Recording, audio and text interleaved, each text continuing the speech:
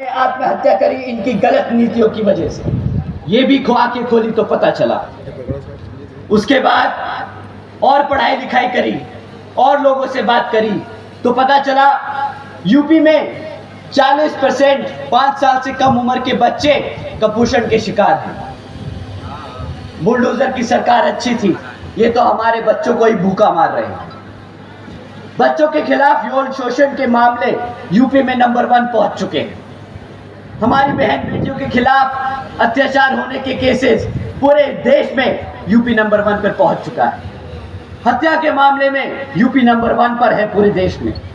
साथियों, हमारे आदरणीय नेताजी, आप जिस उत्तर प्रदेश से आज आप जिस उत्तर प्रदेश के वाराणसी से सांसद हैं, वो प्रदेश भारत का किडनैपिंग कैपिटल बन चुका है।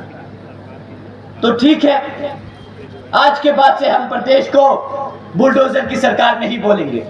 आज के बाद भाजपा की सरकार बुलडोजर की सरकार नहीं है। आप लोगों की सरकार जनता को गुमराह करने वाली सरकार बन चुकी है।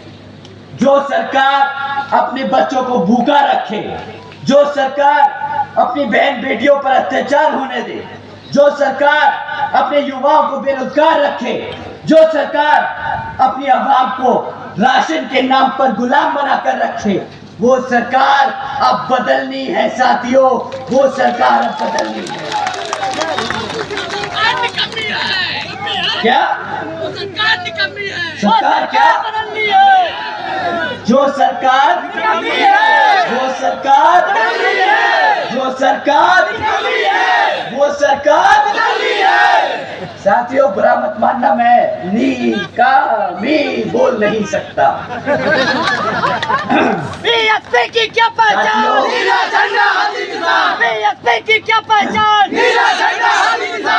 साथियों, भाजपा पे बहुत समय खर्च दिया, ये मेरी जिंदगी का समय वापस नहीं आएगा। आप भी मत खर्चिएगा, अगली बारी वोट अपने हाथी पर ही दबाना। साथियों, इनकी तरह समाजवादी पार्टी के लोग भी आप लोगों के बीच में आएंगे। इनकी तरह समाजवादी पार्टी के लोग भी आपके बीच में आएंगे, परंतु इस बारी इनकी बातों में मत आइएगा। साथियों, जिस समाज ने इनको एक तरफा वोट डाला, पिछले विधानसभा चुनाव में जिस समाज ने इनको एक तरफा वोट डाला, पिछले 2.5 सालों में उस समाज पर इतना अत्याचार हुआ है और इनके मुंह से एक चू नहीं निकली है। बताइए साथियों, सही है कि गलत?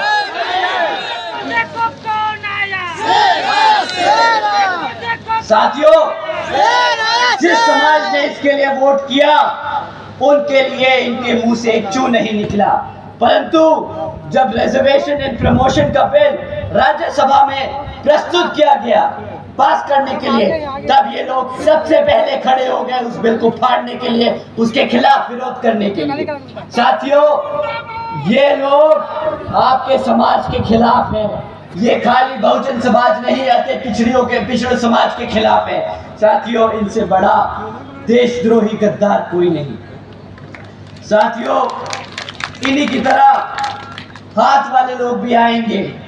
कांग्रेस पार्टी भी आप लोगों के बीच में आएगी और बोलेगी, हम भी बहुजन समाज के लोगों को, SC ST OBC व पिछड़े समाज के लोगों को रिजर्वेशन देने का काम करेंगे।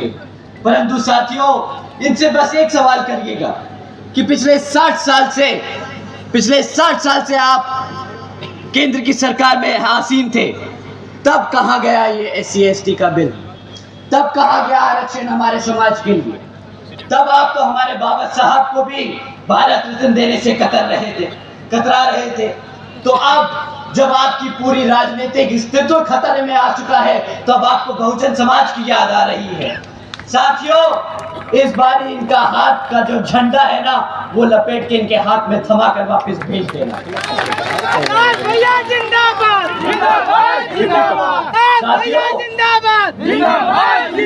साथियों, इन लोगों पे बहुत समय जाया कर लिया। हम आपको बहन जी के मॉडल ऑफ गवर्नेंस के बारे में बताना चाहते हैं। जिन नीतियों पे बहन जी ने 2007 से 12 तक की सरकार चलाई थी, जिन नीतियों के तहत चलकर यहाँ पे सर समाज में से सभी गरीब, बड़े, बुजुर्ग सबके लिए जो काम किया, बहन जी उन्हीं नीतियों के आधार पर आगे चलकर पूरे देश में सब समाज की सेवा करेंगे।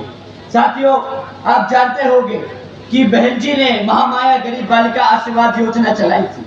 साथियों, इस योजना के तहत बहन जी ने हर एक गरीब बच्ची को पैदा होते वक्त ही 1 लाख रुपए सीधा उसके खाते में देने का काम किया था। साथियों, देश में पहली बार गरीब के घर में एक लखपति लड़की पैदा हुई थी, वो भी बहन जी के शासनकाल में। साथियों, इसी क्रम में बहन जी ने सावित्रीबाई फुले बालिका आशीर्वाद योजना चलाई थी, जिसके तहत बहन जी ने 12वीं तक की शिक्षा अपनी बच्चियों के लिए फ्री करी थी, क्योंकि बहन जी बाबा साहब की कही बात को बहुत अच्छे से समझती है और मानती है। बाबा साहब कहते थे कि शिक्षा वो शेरनी का दूध है जो पिएगा। बहन जी ने इस योजना के तहत अपने प्रदेश की हर एक बच्ची को शेरनी बनाने का काम किया। साथियों, शेरनी बनाने का काम किया। ये तो अरे नारा बोल के भी तुम बेटियों की बात कर रहे हो भाई, वो बेइज्जती करने की बात है, मत करो। बेइज्जती करने की बात है। अगर बेटियों को बढ़ाना है तो मुफ्त में शिक्षा देके दिखाओ।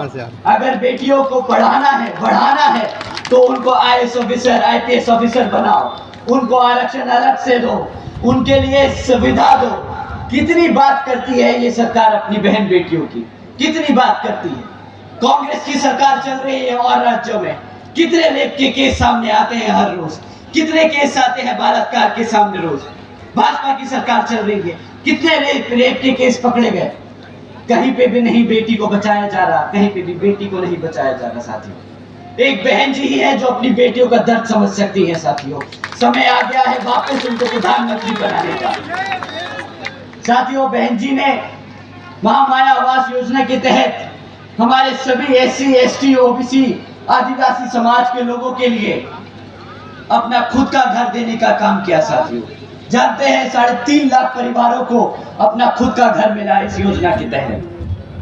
साथियों, यही नहीं बल्कि हमारे युवा साथियों को जानकर अच्छा लगेगा कि बहन जी ने अपने शासनकाल में 90,000 से ज्यादा अधिक सफाई कर्मचारियों को नौकरी दी थी, 1 लाख से अधिक शिक्षकों को नौकरी दी थी, 2 लाख से अधिक पुलिस फोर्स में जवानों को भर्ती किया था और 6 लाख से अधिक अपर कास्ट समाज में से सभी जरूरतमंद लोगों को सरकारी नौकरी देने का काम किया था। साथियों, बहन जी का मॉडल अपनी बच्चियों को मुफ्त में शिक्षा, हमारे गरीब भाइयों को रोजगार, बेरोजगार युवाओं को रोजगार, गरीब परिवारों को छत देने का काम है। हमने आपसे शुरुआत में बोला था कि 3 मुद्दों पे सवाल करेंगे, रोजगार, शिक्षा और सुरक्षा। सुरक्षा पे ये लोग फेल, शिक्षा पे ये लोग फेल, रोजगार पे ये लोग फेल। परंतु बहन जी की सरकार में शिक्षा भी मिली, रोजगार भी मिला और सुरक्षा के लिए मुझे बोलने की जरूरत नहीं है। बहन जी लॉ एंड ऑर्डर पूरे देश में नहीं, पूरी दुनिया में लोग जानते हैं उसके बारे में। साथियों, आप लोगों का और समय ना लेते हुए मैं आप लोगों से बहन जी के द्वारा ये खास अपील करता हूं कि इस लोकसभा चुनाव में हमारे प्रत्याशी, हमारे 3-4 प्रत्याशी, डॉक्टर इंदु चौधरी जी,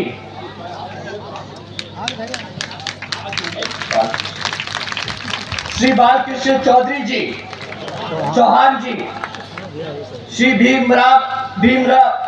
भीमराजवर जी और श्री लल्लन सिंह यादव जी, आप सबको इनको हाथी के निशान वाले हाथी के सामने वाला बटन दबाकर यहाँ पर सत्ता में आसीन कराना बहुत जरूरी है। साथियों, इनको इनके सामने, हाथी के सामने वाला बटन दबाकर इनको विजय बनाकर पार्लियामेंट में भेजने का काम करें और बहन जी को प्रधानमंत्री बनाने का काम करें। आप लोगों से ये पुरजोर अपील है। साथियों, अपनी बात यहाँ समाप्त करने से पहले एक बार फिर से मैं अपने सभी माताओं बहनों का, हमारे बड़े बुजुर्गों का हमारे सभी युवा साथियों का, हमारे सभी बीबीएफ के जवान साथियों का और हमारे सभी कार्यकर्ता और पदाधिकारियों के साथ साथ हमारे सभी प्रत्याशियों का एक बार तहे दिल से धन्यवाद करता हूं। आप सभी को आने वाले लोकसभा चुनाव के लिए बहुत बहुत शुभकामनाएं। जय भीम, जय भारत। भैया जिंदाबाद जिंदाबाद जिंदाबाद भैया जिंदाबाद जिंदाबाद जिंदाबाद भैया जिंदाबाद जिंदाबाद जिंदाबाद भैया जिंदाबाद जिंदाबाद भैया। हाँ दादी हम अपने काम में यहाँ पे आगे ही हैं मंच के